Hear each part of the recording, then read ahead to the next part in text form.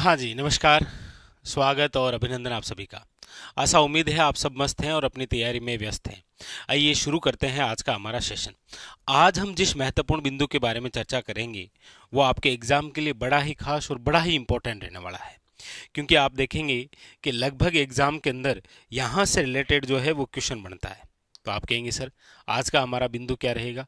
आज का हमारा बिंदु रहेगा राजस्थान में प्रमुख वनस्पतियां कौन कौन सी हैं। यह आपके सिलेबस का महत्वपूर्ण एक बिंदु भी है।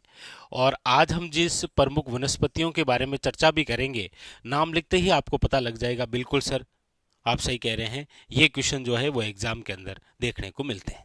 लीजिए, प्रमुख वनस्पतियों में सबसे पहले हम जिस वनस्पति की बात करते हैं वो आपके बांसवाड़ा, डूंगरपुर, उदयपुर और चित्तौड़गढ़ इस एरिया के अंदर है। और सबसे पहले जिस वनस्पति की मैं बात करूंगा वो है आपके सामने ये नंबर 1, वो है आपके महुआ। अक्सर आप देखते हैं क्वेश्चन आता है महुआ वृक्ष से संबंधित। क्वेश्चन आता है निम्न में से आदिवासियों का कल्प वृक्ष किसे कहा जाता है? आदिवासियों का कल्प वृक्ष। तो याद रखिएगा, आदिवासियों का कल्प वृक्ष कहलाता है महुआ। राजस्थान का जो कल्प वृक्ष है वो है, आप याद रखिएगा, खेजड़ी। ठीक है। दूसरा, इसका साइंटिफिक नेम वो है आपके, याद रखिएगा, मधुका लोंगाफोलिया। मधुका लोंगाफोलिया। मधुका लोंगाफोलिया। तीसरा क्वेश्चन आता है, इस महुआ से आदिवासियों को कौन सा पेय पदार्थ प्राप्त होता है? आदिवासियों का पेय पदार्थ, याद रखिएगा, वो है आपकी महुड़ी। क्या प्राप्त होता है? महुड़ी। चौथा क्वेश्चन आता है, महुआ निम्न में से राजस्थान के कौन से क्षेत्र में? तो याद रखिएगा, देखिए, बांसवाड़ा है, याद रखिएगा, डूंगरपुर है, याद रखिएगा, उदयपुर है, और याद रखिएगा चित्तौड़गढ़।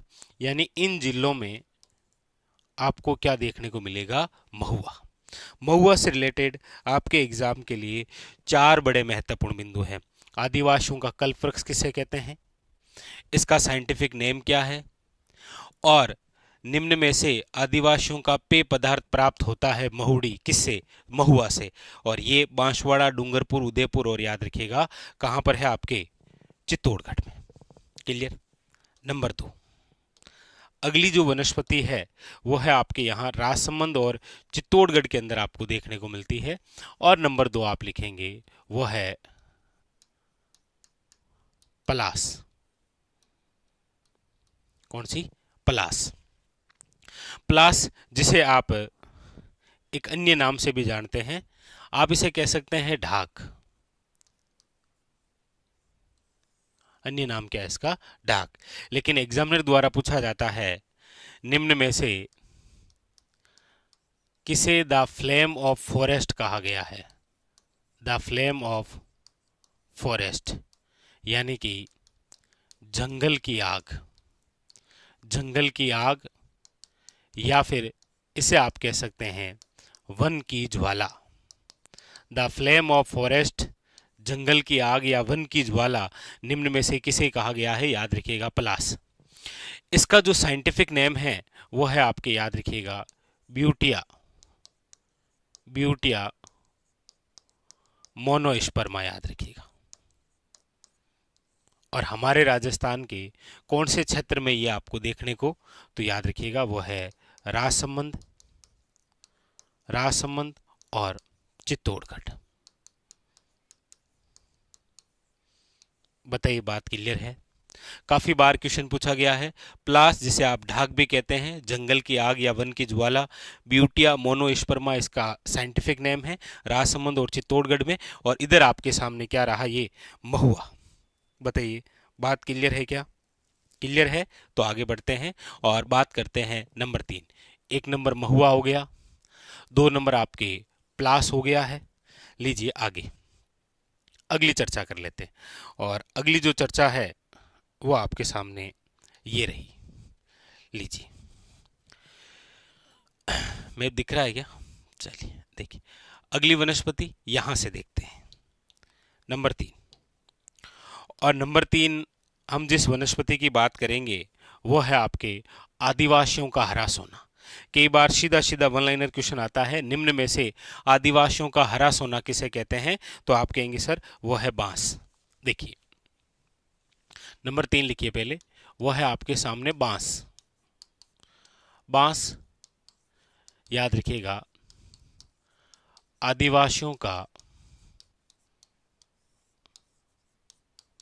हरा सोना। आदिवासियों का हरा सोना किसे कहा जाता है? याद रखिएगा बांस को। बांस का साइंटिफिक नेम क्या है? तो याद रखिएगा वो है आपके बम्बूसा वेलगेरिस। इसका क्या है? याद रखिएगा साइंटिफिक नेम, एग्जाम के लिए बहुत इंपॉर्टेंट। और वर्तमान के अंदर ये जो बांस है इसे दर्जा है, याद रखिएगा, विश्व की सबसे लंबी घास का। विश्व की सबसे लंबी घास का दर्जा दिया गया है। किसको? बांस को। एक बार एग्जाम ने यह भी पूछा कि निम्न में से राष्ट्रीय बांस मिशन जो है वो कब लाया गया? राष्ट्रीय बांस मिशन, तो याद रखिएगा यह है आपके 2006 और 7। राष्ट्रीय बांस मिशन याद रखिएगा, वेरी वेरी इंपॉर्टेंट, 2006 और 7। एक क्वेश्चन ये। आदिवासियों का हरा सोना दूसरा क्वेश्चन। इसका साइंटिफिक नेम याद रखिएगा, यह आपके सामने होता है इसका तीसरा क्वेश्चन। अब इसका क्षेत्र कौन कौन सा है? तो वैसे आप देखेंगे तो देखो बांसवाड़ा है, याद रखिएगा, डूंगरपुर है, बांसवाड़ा है, डूंगरपुर है, और याद रखिएगा यहां पर ये शिरोई भी है। शिरोई के अंदर भी आपको बांस देखने को मिलेगा। ठीक है, इसके अलावा आपके सामने चित्तौड़गढ़ है, और इसके अलावा याद रखिएगा कोटा है। ठीक है, बांसवाड़ा है, डूंगरपुर है, शिरोई है, चित्तौड़गढ़ है और कोटा है। यहां पर आपको कौन सी और किस प्रकार की वनस्पति देखने को मिलेगी? तो याद रखिएगा वो है आपके सामने बांस। ठीक है, कौन सा है? याद रखिएगा बांस। ठीक है, अब नंबर 4। नंबर 4 जो वनस्पति है आपके सामने वो है आपके खेर वृक्ष। कौन सा है? खेर वृक्ष। खेर वृक्ष की बात हम करते हैं तो सबसे पहले साइंटिफिक नेम वो है आपके, याद रखिएगा, अकेशिया कटेचु।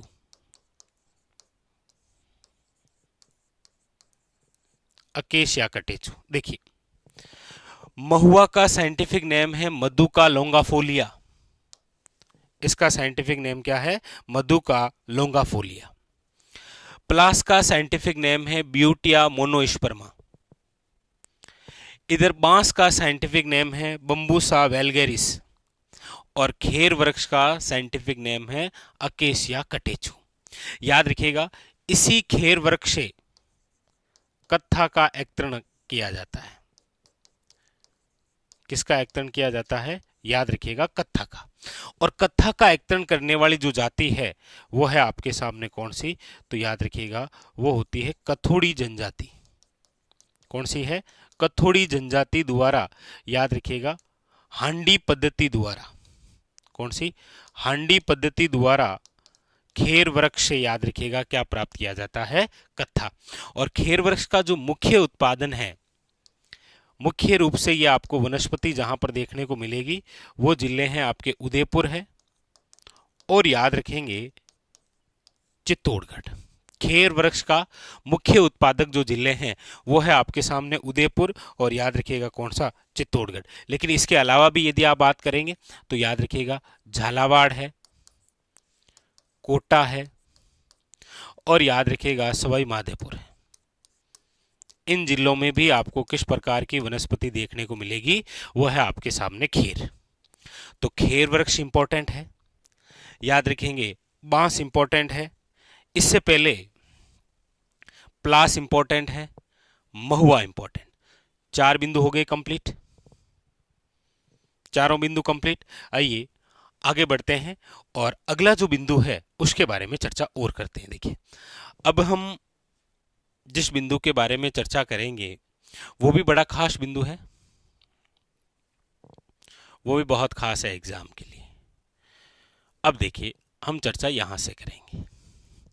अब हम जिस प्रकार से वन और वनस्पति की चर्चा करते आ रहे हैं, जैसे महुआ हमने पढ़ लिया, बांस हमने पढ़ लिया, प्लास हमने पढ़ लिया, खेर हमने पढ़ लिया, कौन सा, ये सारे हमने पढ़ लिए।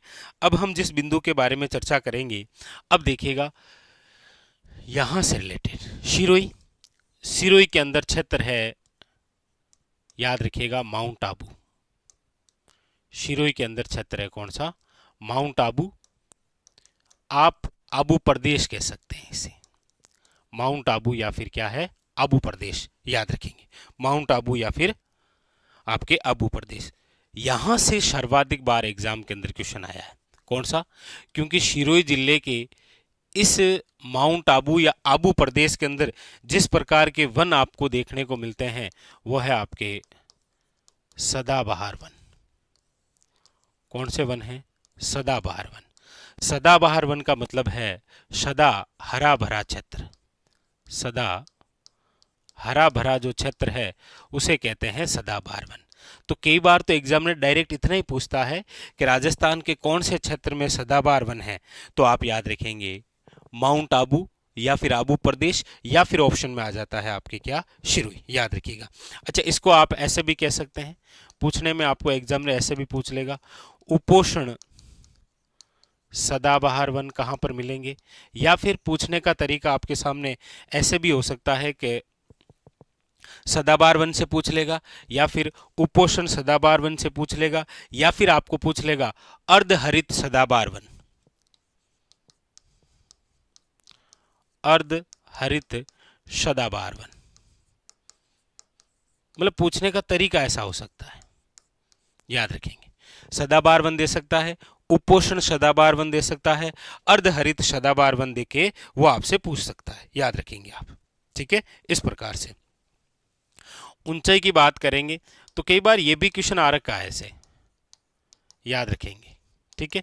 औसत वर्षा की भी बात करेंगे यहां, तो आप सब जानते हैं औसत वर्षा जो है वो है आपके 120 से लेकर 150 सेमी। तभी तो यहां पर सदा क्या रहता है, हरा भरा क्षेत्र रहता है, याद रखेंगे आप, ठीक है। बस ये इंपॉर्टेंट क्वेश्चन आता है कि राजस्थान के अंदर सदाबहार वन, उपोषण सदाबहार वन, अर्धहरित सदाबहार वन, ऊंचाई और औसत वर्षा से रिलेटेड आपको एग्जामिनर क्वेश्चन पूछ लेता है, ठीक है। आगे अब देखिए, अब हम जिस अगले वनों की बात करते हैं वो भी एग्जाम के लिए बहुत खास है, क्योंकि एक तरफ है सदाबहार वन और एक तरफ लिख रहा हूं मैं, ये लो, सागवान वन। ये तो है आपके कौन से, सदाबहार वन, माउंट आबू क्षेत्र, और एक तरफ मैं लिख रहा हूं कौन से, सागवान वन। सागवान वन जिसे आप कह सकते हैं शुष्क सागवान वन, शुष्क सागवान वन, याद रखेंगे। ये आपको मिलेंगे राज्य के दक्षिणी भाग में। कहां पर मिलेंगे, राज्य के दक्षिण भाग में। यदि आपको पूछा जाए कि सर्वाधिक कौन से जिले में है, तो याद रखिएगा सर्वाधिक जो जिला है वो है बांसवाड़ा। लेकिन इसके अलावा आप और याद रखेंगे कि यह आपको सीता माता जो वन्य जीव अभ्यारण्य है ना, वहां पर भी देखने को मिलेंगे, सीता माता वन्य जीव अभ्यारण्य। और आप सब जानते हैं सीता माता जो वन्य जीव अभ्यारण्य है वह पढ़ते भी है कि उड़न गिलेरी के लिए प्रसिद्ध है, याद रखिएगा, ठीक है। और ये आपके कहां पर है, तो प्रतापगढ़ और चित्तौड़गढ़, यानी कि बांसवाड़ा है, प्रतापगढ़ है, चित्तौड़गढ़ है, ये जो पूरा एरिया है यहाँ पर आपको किस प्रकार के वन देखने को मिलेंगे, वह है सागवान के वन, आप याद रखेंगे, ठीक है। और ऊंचाई की बात करेंगे तो याद रखिएगा 250 से 450 मीटर सागवान, याद रखिएगा। और इसके बारे में आप पढ़ते भी हैं कि ये एक इमारती लकड़ी है। कैसी है, इमारती लकड़ी। याद रखिए एग्जाम में या तो सागवान वन आएगा या फिर सदाबहार वन, इन दोनों में से एक फैक्ट जो है वो आपको जरूर पूछा जाता है, याद रखेंगे। या तो आपको सदाबहार वन या फिर आपके सागवान वन, इसके अलावा आपके सामने खेर वृक्ष, बांस, इसके अलावा प्लास, महुआ, और एक बिंदु और देखते हैं हम, वहां से भी रिलेटेड जो है वो एग्जामिनर आपको कई बार क्वेश्चन पूछता है। और अगला जो बिंदु है वो हम लिख लेते हैं डायरेक्ट, वो है आपके, लिखिएगा तेंदु, तेंदु वृक्ष, याद रखिएगा, बहुत इंपॉर्टेंट। कौन सा है? तेंदु वृक्ष। तेंदु वृक्ष की बात करते हैं तो इसका जो अन्य नाम है उसे आप पढ़ते हैं टिमरू के नाम से। तेंदु वृक्ष का अन्य नाम आप क्या पढ़ सकते हैं? याद रखिएगा, इसे आप टिमरू के नाम से भी जानते हैं, याद रखिएगा, ठीक है। याद रखिएगा, इसकी पत्तियों का जो प्रयोग है, पत्तियों का जो प्रयोग है वो किस में होता है? याद रखिएगा, बीड़ी बनाने में, बीड़ी बनाने में। तो काफी बार क्वेश्चन आया है, निम्न में से बीड़ी बनाई जाती है कौन से वृक्ष की पत्तियों से? याद रखिएगा, तेंदु वृक्ष की पत्तियों से, ठीक है, वेरी वेरी इंपॉर्टेंट। और ये आपको राजस्थान के कौन से क्षेत्र में देखने को मिलेगा? तो देखिए, बांसवाड़ा है, ठीक है, डूंगरपुर है, चित्तौड़गढ़ है, याद रखिएगा झालावाड़ है, याद रखिएगा कोटा है, ठीक है। और इसमें एक खास बात याद रखिएगा, क्वेश्चन आया था कि राजस्थान में मयूर बीड़ी बनाने का कारखाना कहां पर है? मयूर बीड़ी बनाने का जो कारखाना है वो आपके राजस्थान के कौन से जिले में? ये मयूर बीड़ी बनाने का कारखाना, याद रखिएगा, ये आपको मिलता है टोंक में। कौन से जिले में देखने को मिलता है? याद रखिएगा, टोंक के अंदर, वेरी वेरी इंपॉर्टेंट, ठीक है। एक आता है आपके सालरवन या सालवन, आपने नाम जरूर सुना होगा, सालर या फिर शालवन। राजस्थान में सर्वश्रेष्ठ गोंद उत्पादन होता है, सर्वश्रेष्ठ गोंद उत्पादन। लेकिन याद रखेंगे, राजस्थान में गोंद उत्पादन हेतु जो प्रसिद्ध स्थान है वह है चौहटन। गोंद उत्पादन हेतु जो प्रसिद्ध स्थान है राजस्थान के अंदर वह है आपके चौहटन। चौहटन है, याद रखिएगा, बाड़मेर के अंदर। लेकिन निम्न में से सर्वश्रेष्ठ गोंद जो उत्पादन होता है वो होता है आपके सालर या फिर सालवन से, याद रखिएगा, ठीक है। इसका जो वैज्ञानिक नाम है वो है बोसवालिया सर्राटा, बोसवालिया सर्राटा। कई बार क्या है कि इस प्रकार से भी आपको देखने को मिल जाता है, ठीक है। ऊंचाई भी पूछ ले तो याद रखिएगा 450 मीटर। और ये बोसवालिया सर्राटा, याद रखिएगा, ये पूछा गया है एग्जाम के अंदर, निम्न में से किस प्रकार की वनस्पति को कहा गया है बोसवालिया सर्राटा? क्योंकि इसका साइंटिफिक नेम है किसका? साल या फिर सालरवन का, याद रखेंगे, ठीक है। और ये राजस्थान के कौन से क्षेत्र में है? क्योंकि ये क्वेश्चन भी एग्जाम के लिए बहुत खास है। हमने जहां पर महुआ, हमने जहां पर बांस, हमने जहां पर आपके खेर वृक्ष, इन सब का जो क्षेत्र पड़ा है वो, और उसके अलावा ये क्षेत्र और इंपॉर्टेंट है, याद रखिएगा। सालरवन का शिरोही है, राजसमंद है, चित्तौड़गढ़ है, याद रखिएगा, पाली है, अजमेर है। ये नाम देकर आपको पूछ लिया जाता है निम्न में से सालरवन, तो शिरोही, राजसमंद, चित्तौड़गढ़, पाली, शिकर, शिकर एक और रह गया, शिकर और अजमेर, यहां पर आपको किस प्रकार की वनस्पति देखने को मिलती है? सालर या फिर शालवन। तो सालर सालवन हो गया, तेंदु वृक्ष हो गया, आपके सागवान वन या सदाबहार वन हो गया।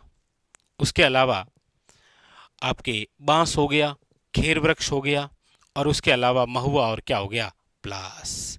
एग्जाम के अंदर इन सभी वनस्पतियों से संबंधित जो क्वेश्चन आएगा वो आपके यहाँ महुआ, प्लास, बांस, खेर, तेंदु, इन सब में कोई ना कोई बिंदु देखने को मिलेगा।